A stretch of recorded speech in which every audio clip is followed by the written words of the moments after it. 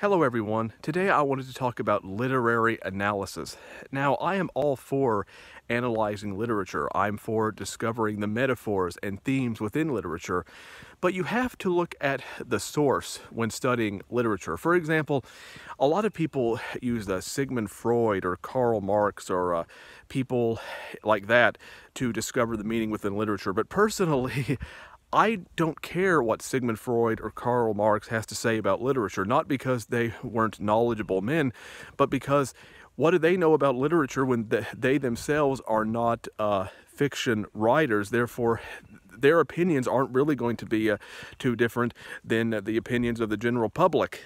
A lot of people seem to think that if someone has a lot of knowledge in a certain area, that means that they are qualified to critique areas in which they are not qualified, which is simply not the case, especially because people like Sigmund Freud, like Karl Marx, you tended to think that the world could be explained through their disciplines alone, that you could explain everything through psychology, or you could explain everything through economics, but that simply isn't true.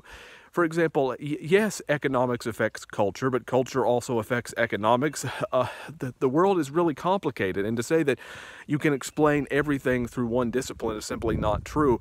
And that's why I don't like looking at literature through a Freudian lens or a Marxist lens or a capitalist lens, or whatever lens you want to say, because literature is simply too complicated. Is that most philosophies, whether it be psychology or economics, can explain some things about society or about human nature, but they can't explain everything, and that's why I don't like to adhere to dogmatic theories, because ultimately that it's not that they aren't useful, but all theories will be limited. So you have to think for yourself and not get boggled down by what a particular philosopher or intellectual thinks.